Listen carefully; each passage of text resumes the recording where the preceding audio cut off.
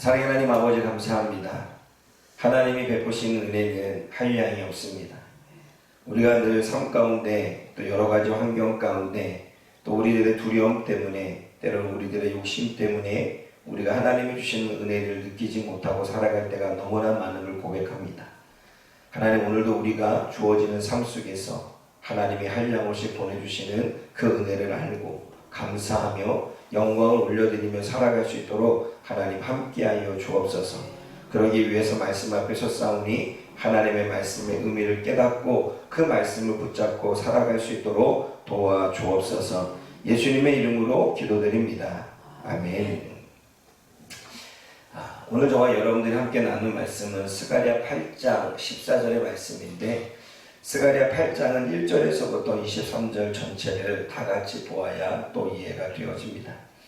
오늘 말씀만 보면 조상들이 나를 경록케 하였다라고 말할 때 우리는 이미 어제도 묵상을 하고 또 말씀을 나누면서 하나님이 이스라엘 백성들을 놓고 질투하고 있는 모습을 보게 되어지죠.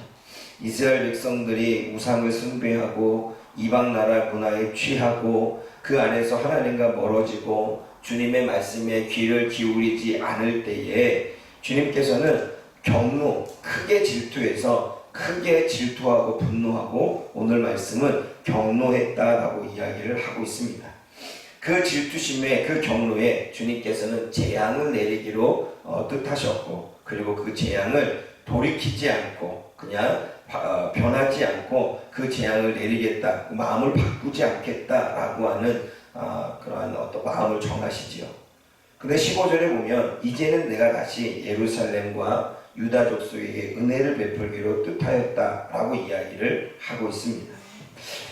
재앙을 내리는 것도 하나님의 뜻이고 은혜를 베푸는 것도 하나님의 뜻입니다. 하나님의 뜻은 재앙을 내리는 것도 하나님의 허락하심이고 은혜를 내리는 것도 하나님의 허락하심을 우리가 알 수 있는 거죠. 이번 세상의 모든 일은 하나님의 뜻 가운데 이루어지고 하나님의 뜻 가운데 되어지는 것을 우리가 보게 됩니다. 인간이 아무리 발버둥치고 인간이 아무리 자신의 노력으로 무엇인가를 이루려고 해도 거기에 하나님의 뜻이 없다면 되어지지 않지요. 잠언서에는 이런 말씀이 있습니다. 사람이 자신의 길을 계획하고 자신의 무엇인가를 해보겠다라고 하지만 거기에 하나님의 은혜가 있고 거기에 하나님의 마음이 있지 아니하면 그것은 이루어질 수 없다고 말합니다. 우리가 무엇을 계획하고 우리가 무엇을 하고자 원하고 우리가 무엇을 하나님 앞에 기도해도 거기에 하나님의 뜻이 없다면 그것은 우리가 이루어질 수 없다는 사실을 깨달아야 되죠. 그러므로 우리는 하나님의 뜻을 생각해야 됩니다. 우리가 하는 일이 하나님의 뜻과 맞는 일인지 하나님의 뜻과 맞지 않는 일인지 우리는 고민해 봐야 됩니다. 여러분, 사람은 어떠한 일을 계획하고 무슨 일을 진행할 때에 모두가 자기 중심적이 되지요. 그러니까 하나님을 위하여, 하나님을 위해서, 하나님께 영광 돌리기 위해서라고 말하지만 결과적으로는 자기를 위한 것이고 자신의 정욕을 위한 것이고 자신의 삶을 위한 것임을 우리는 너무나 합니다. 그것이 우리의 욕심이고 정욕이지요. 우리는 다른 사람을 위하여 라고 말하지만 다른 사람을 위해서 그렇게 했고 다른 사람을 위해서 그렇게 계획을 세웠다고 말하지만 결과적으로 되돌아보면 자신을 위한 것이 너무나 많죠. 그래서 성경에도 우상을 섬기는 것은 자기를 위해서 섬기는 것이고 정말 하나님을 섬기는 것은 하나님을 위하여 섬기는 거다라고 말합니다. 그래서 우상을 섬길 때에 자기를 위하여 우상을 만들지 말고 라고 이야기하십니다. 자기를 위하여 다른 신을 섬기지 말고 라고 이야기합니다. 과연 여러분, 우리가 지금 계획하고 있는 것이, 우리가 지금 뭔가를 하고자 원하는 것이, 우리가 지금 기도하고 있는 것이 하나님의 뜻과 맞는 것인지 우리 한번 고민해 봐야 됩니다. 하나님의 뜻에 맞다면 하나님은 이루어 줄 것이고 하나님의 뜻에 맞지 않다면 하나님은 기다리라고 하시던가 아니면 우리의 뜻을 바꾸시려고 하시던가 하나님은 하나님의 나름대로 그 뜻을 위해서 하나님이 뭔가 일을 하시겠죠. 그러므로 사랑하는 여러분, 우리가 지금 하나님의 뜻을 하고 있는 사람의 뜻, 내 뜻을 이루려고 하고 있는지, 하나님의 뜻을 이루려고 하는지 묻고 깨닫는 것은 너무나 중요한 일입니다. 그러므로 우리가 볼 때에는 하나님의 뜻이라고 생각되어지는 일도 과연 그게 정말 하나님의 뜻인지, 내 뜻이 하나님의 뜻으로 포장된 것인지 라고 우리가 고민해보고 생각해보고 분별해서 하나님의 뜻을 찾아갈 수 있는 저와 여러분들 되어지기를 주님의 이름으로 부탁을 드립니다. 두 번째로 우리가 생각해 봐야 될 것은 오늘 본문의 제목이 다시 베푸시는 은혜입니다. 우리가 1절에서부터 23절까지 보게 되면 주님은 회복에 대한 약속을 합니다. 그래서 1절에서부터 23절을 보면 5가지의 회복을 이야기하는데, 첫 번째 회복은 평안과 안전에 대한 회복이지요. 하나님이 지켜주시고 보호해주시고 성벽이 없지만 주님이 불성곽이 되어져서 사마리아로부터 있는 그 빼앗아가는 무리들로부터 보호해주시겠다라고 하는 회복의 말씀. 또 두 번째는 하나님과 관계 회복에 대한 이야기지요. 하나님과 우리가 화목되지 않으면, 우리가 하나님께로 돌아가지 않으면 우리는 하나님으로부터 주어진 은혜를 누릴 수 없습니다. 그러므로 하나님과의 관계 회복에 대한 이야기를 하지요. 세 번째는 땅의 회복입니다. 이른 비를 주시고 늦은 비를 준다는 거예요. 지난번에 우리 박근혜 원사님과 잠깐 이야기를 나누면서 비에 대한 이야기를 나누는데, 이른 비와 늦은 비에 대한 의미가 조금 더 다가왔죠. 여러분, 우리가 씨앗을 심고 나면 물을 주지요. 그리고 어느 정도 비가 내려야 그 씨앗이 땅에 뿌리 박아 잘 자라게 됩니다. 그게 이른 비겠죠. 그러니까 씨앗을 심고 자랄 수 있도록 물이 내리는 것이 이른 비입니다. 그럼 늦은 비는 무엇이냐면, 마지막에 이제 가을에 추수를 해야 되는데, 추수할 때 열매가 좀 많이 무럭무럭 자라고 열매를 얻기 위해서 또 비가 좀 내려줘야 됩니다. 그게 늦은 비겠죠.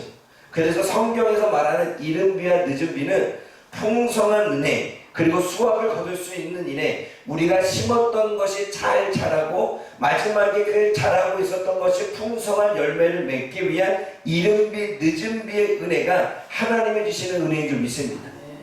그러므로 땅의 회복을 주신다고 이야기하십니다. 너희들이 무엇을 심든 그 심는 것이 풍성한 소출이 되어서 너희들이 먹을 수 있게끔 해주겠다라고 하는 주님의 회복의 약속이 우리가 1절에서부터 13절까지 있었죠. 또 오늘 우리가 볼 수 있는 회복은 이웃과의 관계 회복입니다. 여러분, 우리가 평안을 누리려고 했을 때 우리가 하나님과 관계가 아무리 좋아도 가족들과 관계가 별로 안 좋으면 안 좋잖아요. 하나님과의 관계가 아무리 좋고 우리가 영적으로 충만해도 사람들과의 관계에서 문제가 생기게 되면 우리는 평안과 쉼을 잃어버립니다. 그러므로 이웃과의 관계 회복을 통해 하나님은 우리를 평안과 쉼으로 인도하겠다라고 하는 회복의 은혜를 주시는 거죠. 또 여기서 이웃은 자꾸 옆에서 사마리아인들이, 주변의 국들이 자꾸 공격해서 무엇인가를 빼앗아 가려고 합니다. 그럼 여러분, 이건 평화가 있지 않는 이상은, 전쟁이 끝나지 않는 이상은 누릴 수 없는 거잖아요. 그러니까 이웃과의 관계 회복은 그렇게 이웃과의 관계가 전쟁의 관계, 뭔가 서로 공격적인 관계, 싸움의 관계가 아니라 서로가 화해와 화목의 관계가 되어지는 그러한 부분을 주님이 회복시키시겠다라고 하는 약속을 주십니다. 마지막 5번째로는 이방인들에 대한 회복을 하죠. 이방인들이 다른 이방 백성 10명이 유다 사람 하나의 옷자락을 잡고 말하기를, 하나님이 너희와 함께 계심을 들었다, 우리도 너희와 함께 가려 하노라 라는 말씀을 한다는 것은 이방인들이 하나님께로 돌아가겠다는 것입니다. 이방인들이 예루살렘을 찾고 예루살렘에 하나님을 만나기 위해 오겠다는 것입니다.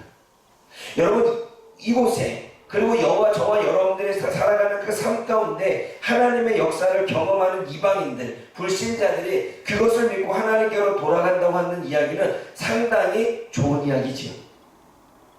그래, 안 그래요? 여러분, 하나님이 함께 하심을 듣고 돌아오겠다는 거죠. 이런 겁니다. 나오미가 고향으로 돌아가려고 했을 때 룻이 뭐라고 말합니까? 나도 어머니한테 따라가서 어머니 하나님을 믿고 어머니 하나님의 백성이 되겠다고 이야기했죠.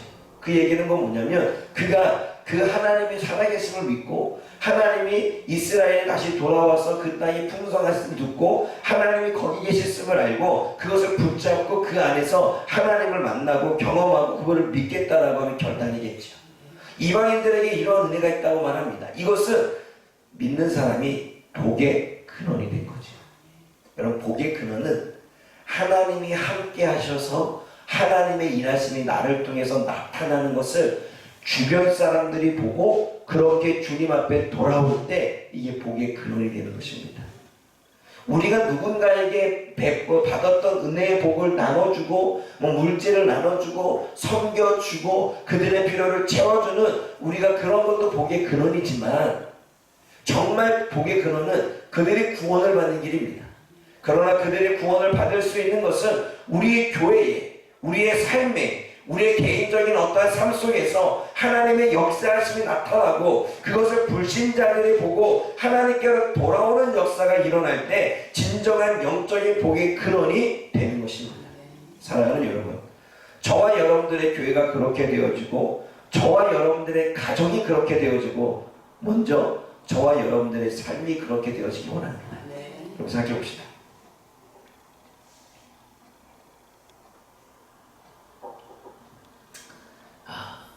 인간이 살아가는 삶 가운데서는 고난이 없을 수는 없고 힘듦이 없을 수는 없고 어려움이 없을 수는 없겠지. 그러나 그 가운데서 우리가 믿음을 붙들고 하나님의 말씀을 붙들고 그러한 고난 가운데서도 뭔가 하나님의 역사와 일하심을 우리가 경험하고 있는 것을 주변이 본다면 주변 사람들은 하나님의 살아계심을 우리를 통하여 볼 것입니다. 그러나 늘 우리들의 삶이 설령 충만하지 않고 우리들의 삶이 늘 불평과 불만으로 가득하고 우리들의 삶이 늘 이 세상에 대한 비관으로 가득하고 우리들의 삶의 얼굴이 행복이 아니라 늘 불안과 두려움과 어떠한 걱정과 고민과 근심으로 가득하다면 주변 사람들이 불신자들이 그걸 보고 하나님을 믿을 마음이 생기겠냐는 거죠. 믿음의 사람이 늘 다른 사람들과 싸우는 모습을 주고 분노하는 모습을 보여주고 욕하는 모습을 보여준다면 정말 불신자들이 우리 안에 하나님의 계심을 알고 깨달아서 그 모습을 보고 하나님께로 돌아오겠냐는 거죠. 오히려 그런 하나님 뭘 믿겠어? 여러분, 유대인들이 그랬습니다. 유대인들이 바벨론에 의해서 멸망을 하고 아수르에 의해서 멸망을 했을 때 수많은 이방 족속들이 비웃었습니다. 야, 너희들이 하나님이 능력이 있어? 그럼 너희들이 왜 망해야 돼? 너희들이 하나님이 힘이 있다며? 너희들이 하나님은 홍해를 가르시고 요단강을 가르시고 애굽에서 너희를 건져냈는데 왜 지금은 너희들을 건져내지 못해? 라고 비웃었습니다. 하나님은 너희들이 버린 거야. 너희들에게 더 이상 하나님이 없어. 그러면서 하나님께로 돌아오지 않는 이방인들, 하나님을 비웃고 이스라엘 백성들을 비웃는 하나님의 능력을 멸시하는 사람들이 이들이었습니다. 그러나 이들 가운데 70년 만에 포로로 귀환하고 예루살렘을 재건하는 모습들을 보고 앞에서 이야기하는 것처럼 평안과 안전에 대한 회복과 하나님과의 관계 회복과 땅에 대한 회복과 이웃과의 관계에 대한 회복, 이런 하나님이 주시는 회복을 보고 또 그들이 삶 속에서 고난도 있고 어려움도 있지만 그들의 즐거움과 기쁨과 이겨내는 싸움의 모습을 보고 그들의 삶 속에서 분노와 어떤 불만과 불평이 아니라 감사와 기쁨 가운데 살아가는 그 모습을 보고 이방인들이 정말 너희들 가운데 하나님이 계시구나, 하나님이 너희들을 떠난 게 아니라 잠시 하나님은 무엇인가 이유가 있었겠구나, 그 하나님이 너희한테 돌아와서 정말 가능하지 않은 일, 완전히 황폐되고 멸망했던 예루살렘을 재건하는 모습을 내가 직접 눈으로 보는구나, 그 하나님이 너희와 함께 있구나, 나 그 하나님 믿겠다. 저는 그러고 돌아오는 것입니다. 사랑하는 여러분, 한번 돌이켜봅시다. 저와 여러분들이 하나님을 믿는 모습을 살아가는 삶을 주변 사람들이 봤을 때 정말 하나님의 살아계심을 믿을 수 있는 삶을, 하나님을 정말 믿고 돌아오고 그분과 함께 살아가겠다라고 결단할 수 있을 만한 모습을, 그러한 신앙의 삶을, 그러한 성령 충만한 삶을 보여주느냐는 거죠. 여러분, 우리가 아무리 복음을 증거하지요, 주님은 살아계십니다, 주님은 전능하십니다, 주님은 못하실 것이 없습니다, 주님은 무엇이나를 다 이루어 가십니다 라고 우리는 그들에게 복음을 전했고 전도를 했고 예수님의 증인이 되어졌지만, 정작 우리들의 표정은, 정작 우리들의 모습은, 정작 우리들의 신앙생활은 그들에게 그러한 모습을 보여주지 못했다면 말과 얼굴, 말과 행동은 일치하지 않는 것입니다.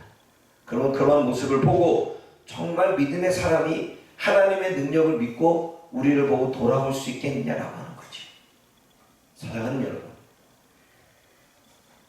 다시 한번 우리가 하나님의 평안과 안전, 하나님과의 관계, 땅의 회복, 이웃과의 관계 회복, 그래서 이방인들까지 회복이 이루어지는 은혜가 저와 여러분들을 통해서 이루어지기를 원합니다. 저와 여러분들이 성령 충만하면 가정은 충만할 것입니다. 저와 여러분들 개개인이 성령 충만하면 저희들의 교회는 성령 충만할 것입니다. 저와 여러분들이 성령 충만하면 여러분들이 가는 곳곳마다 하나님의 은혜와 역사가 나타날 것입니다.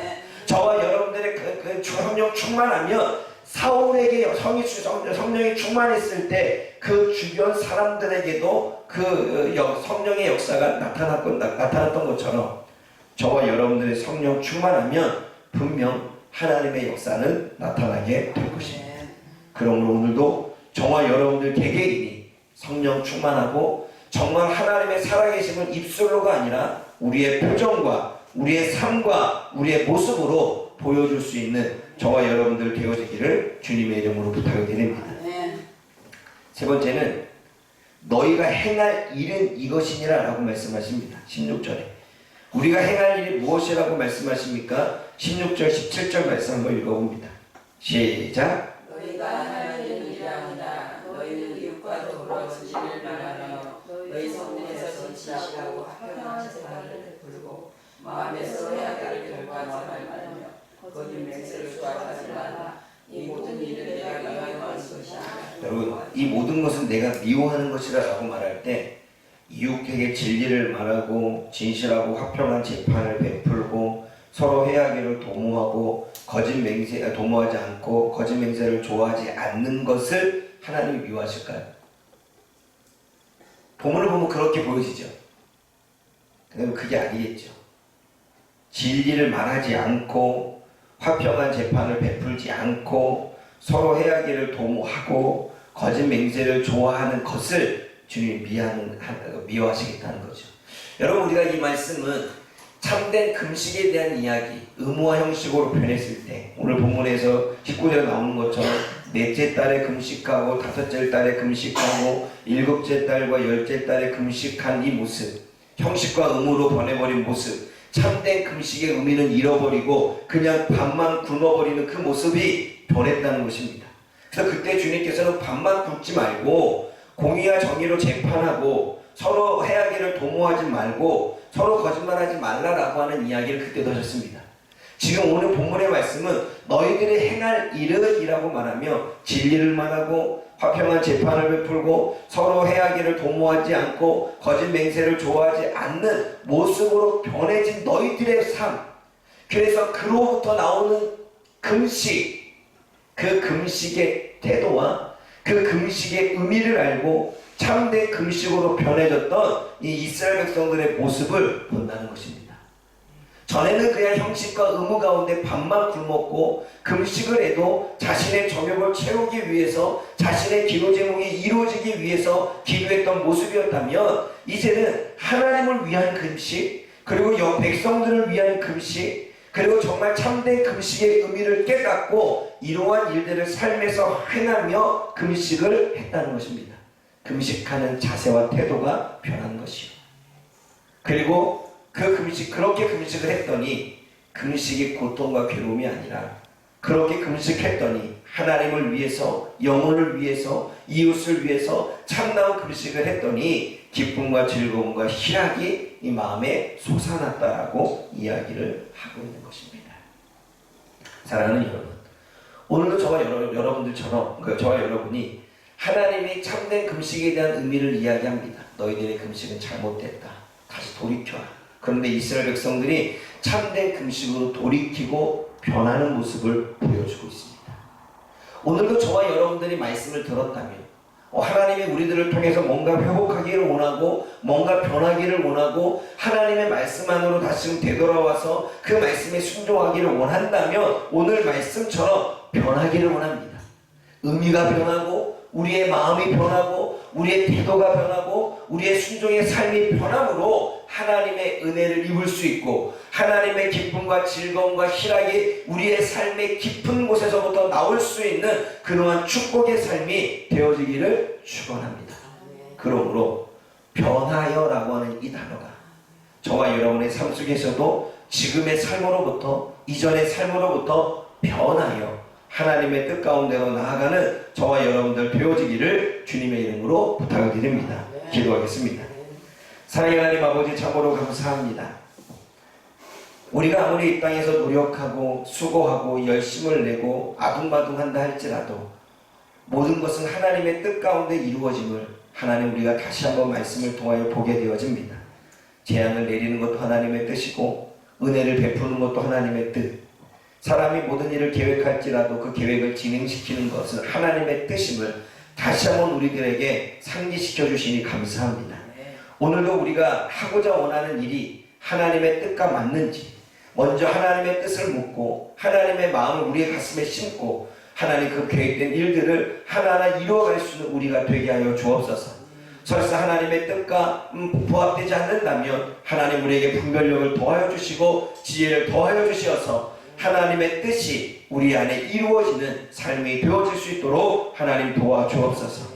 하나님이 약속하시는 5가지 이 복이 하나님 우리의 삶 가운데 이루어지게 도와주시고 특별히 하나님 우리 가운데 하나님이 거하시고 성령이 충만함으로 주변 사람들의 그 모습을 보고 하나님께로 돌아오는 복의 근원이 되어지는 영적 복의 근원이 되어지는 구원의 복이 되어지는 우리가 되게 하여 주옵소서.